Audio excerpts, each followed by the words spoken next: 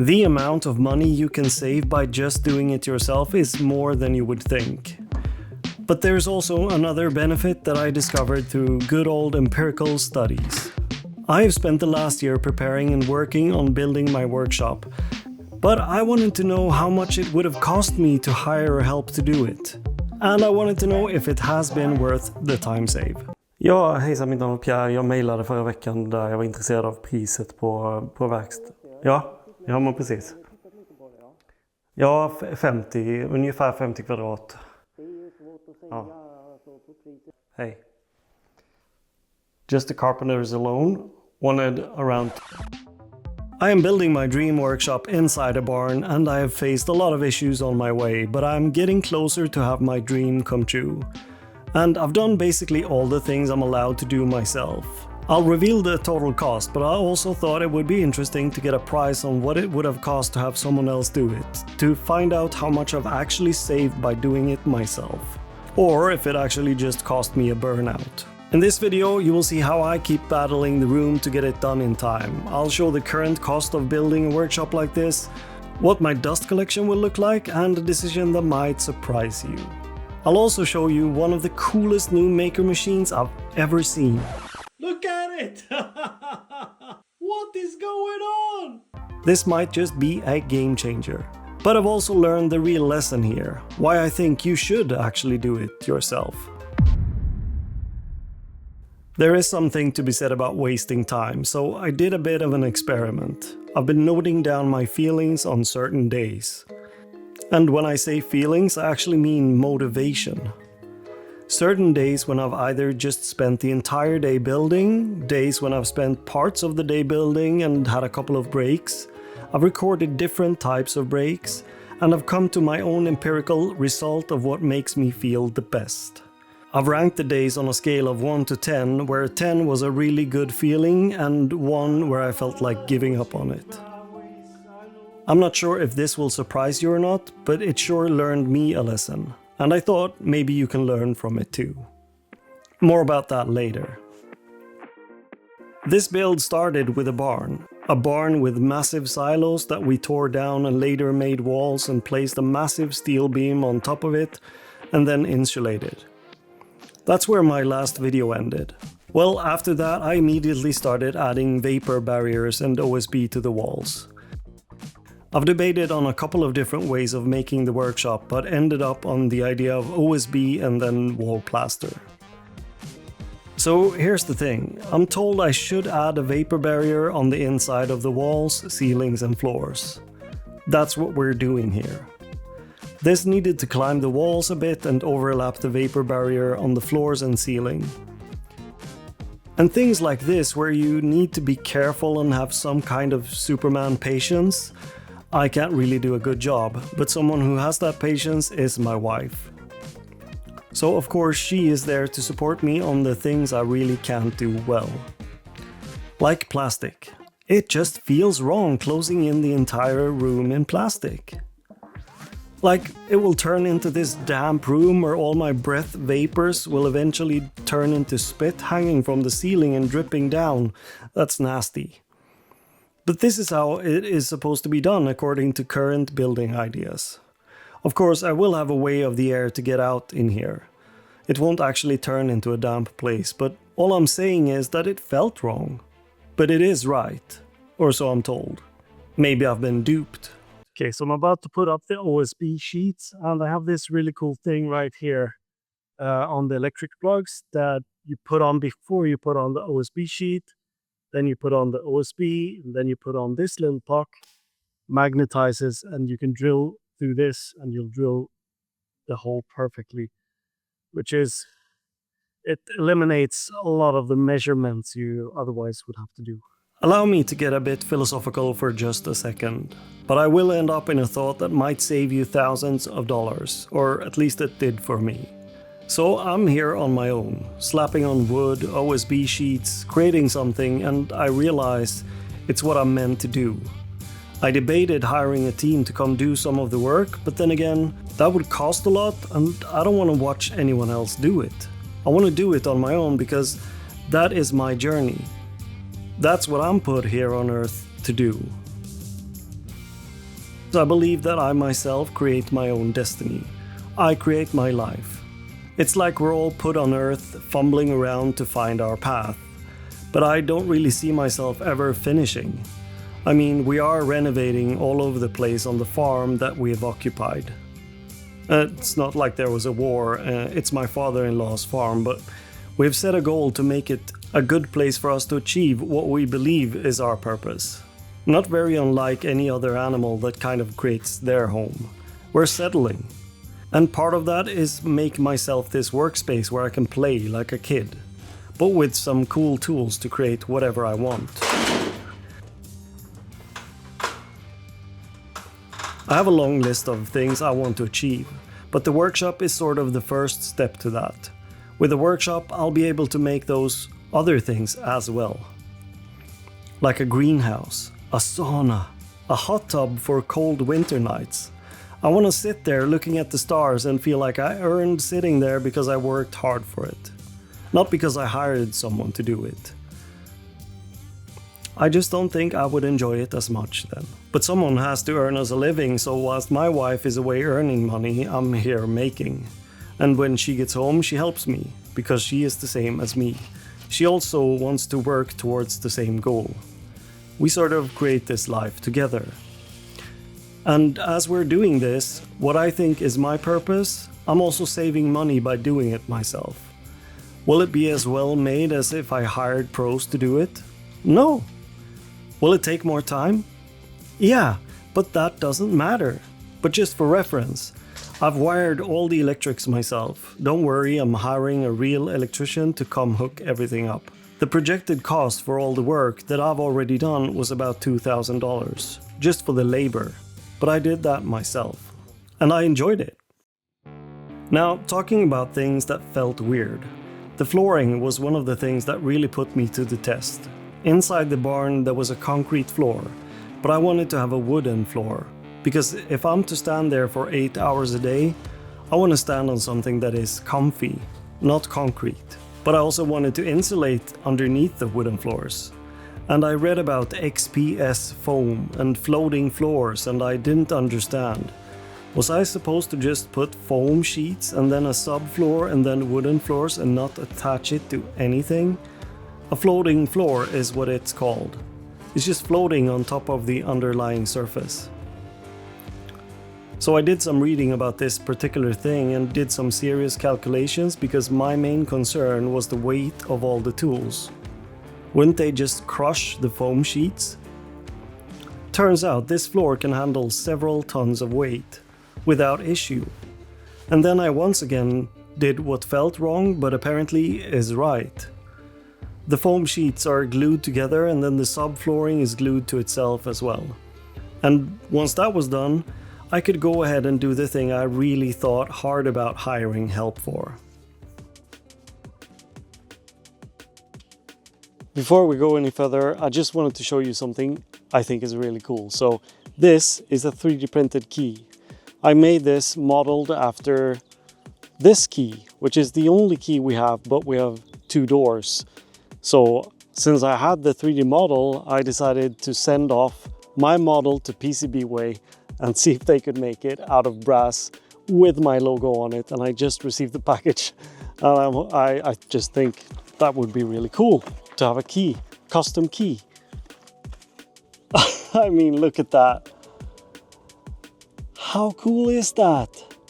Engraved on both sides. So let's try if it works, because if it works, I can get into my current workshop that needs emptying.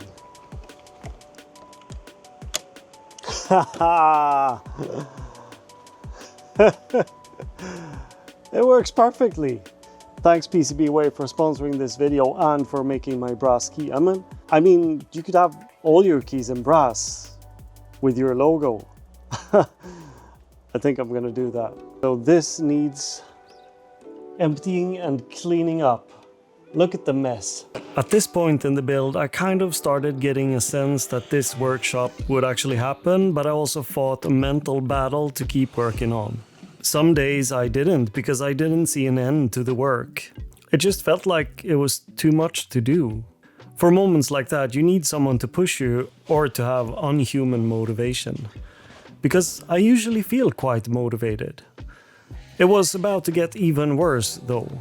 If there's one thing I find hard and unbelievably boring, it's mudding, sanding and painting. So hiring help with that would definitely cost an arm and a leg, but I decided last minute to do it myself with one big downside to it. It'll look a lot worse when I'm doing it. I mean, a lot worse. But it's just the pain of going through it, and once you're out of the woods, it feels better again. But I did call a painter and get a quote for it. And it was 65,000 Swedish crowns to do the entire room. That is $6,719. I couldn't spend my money on that. If I did, I would have no money to invest in making this workshop look good. It would be an empty space. So I had to do it myself. There was no alternative. And that affected my motivation even more. I didn't even film the sanding of the mudding because I just couldn't be asked to do it. The electrician finally came around to connect the things I wasn't allowed to do. And that also meant I could have the heating people come install a heat pump. And having electricity also meant I could have lights. So these are 5000 Kelvin LED lights. And what to look for when you want to shoot video is that the LED driver of the LED panel is actually flicker free. Well, most people think it's just about the lights, but it's also about the driver. So usually the cheaper ones aren't, and they will cause a lot of flickering. So these are basically daylight. They're dimmed down right now because I'm standing here. And that gives me this neutral look. And since I don't have any windows in here, I don't have any actual daylight affecting my video. But that's also one of my biggest regrets. So when starting the build, I was so concerned with finding solutions for everything that I couldn't even be bothered to think about a window. But now I know I need one. So in the future, I'll add a window to this room. But for now, that will have to wait because there's so much more to do. After sanding, painting and getting the lights up, I could finally get to work on the flooring. And I'd ordered a wooden pine floor. I know a lot of people I've seen have gone for either a concrete or an epoxy floor. But I really like the feel of standing and walking around on wooden floors, so that's what I will have. Surely it's not as easy to clean and it will get worn and ugly, but that's also the beauty of wooden floors, especially in a workshop. Depending on how you make your workshop, I would consider what it will be like standing on the floors all day, if that's what you'll be doing. Laying down wooden floors like this is so easy, anyone can do it, and that's why I think you should do it yourself. We did this entire 45 square meters in a matter of hours, spread across 2 days though. Then there was one more thing to tackle before the workshop was closer to done, and that was the office. I need that office to have a clean workspace for my printers and a place to sit and just do admin stuff. And a kitchen. An office is definitely part of the dream, but not this office. This is a temporary one until I can build a better one like I really want it upstairs. And there's no time or money to do that right now. This will be a tiny office, leaving me as much space as possible for the main work area. This time around, it was quite quick getting this up and done. And of course, since I haven't thought everything through from the get-go, I realize a bunch of things I should have done better.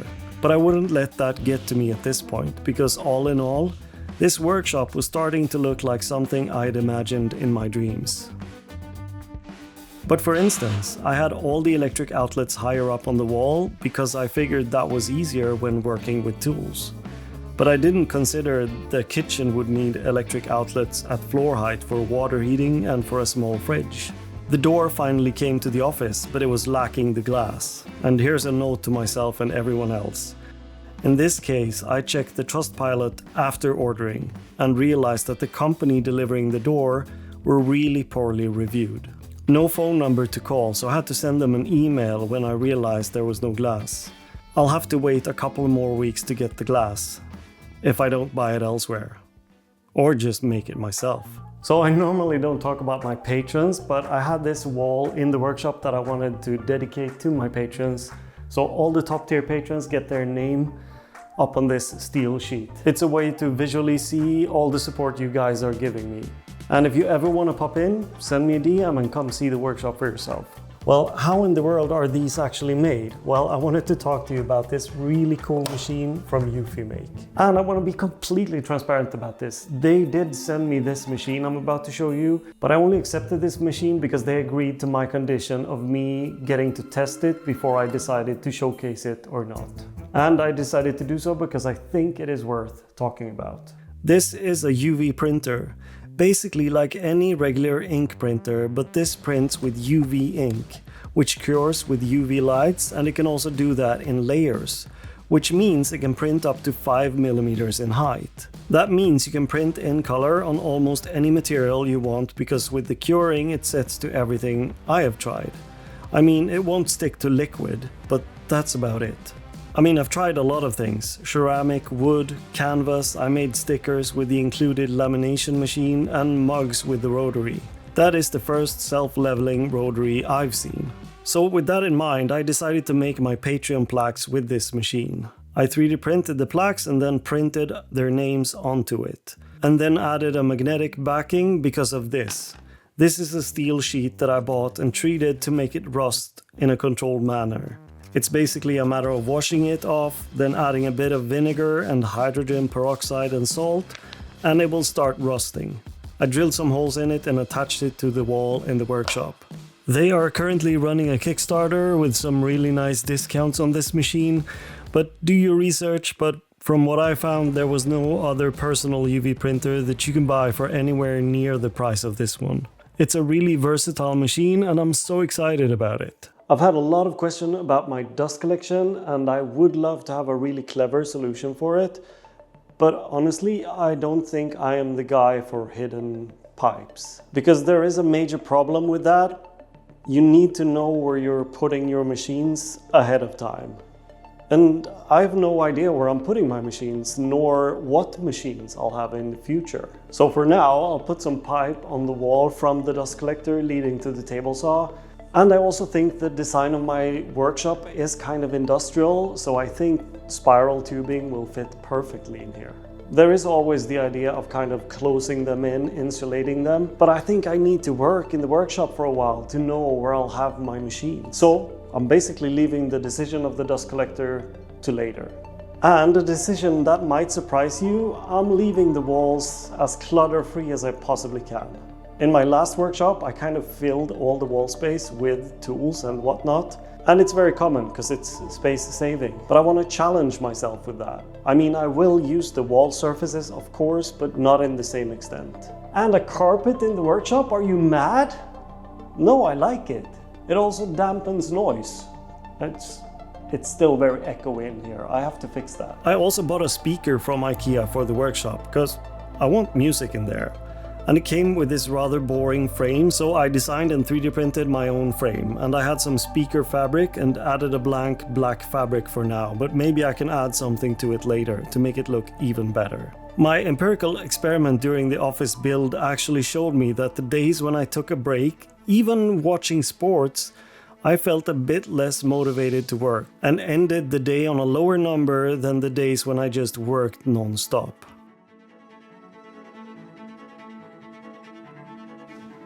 Är det klart? Woo! I could finally roll in the laser and now I'm basically just waiting for deliveries that have started to come to finish some storage for the workshop, but that's another video. But for the total cost of building this myself, my current tab for everything I bought for this workshop build currently is $32,900 or 318,000 Swedish at the moment. Just the carpenters alone wanted around $12,000 to $14,000, which is a lot. But if I would have contracted this, after calling carpenters, painters and electricians, I would have ended up with an additional cost of $24,000 and the total of $56,900. But the best part is the days when I actually just spent my day working in here. Those were the days where I felt the best.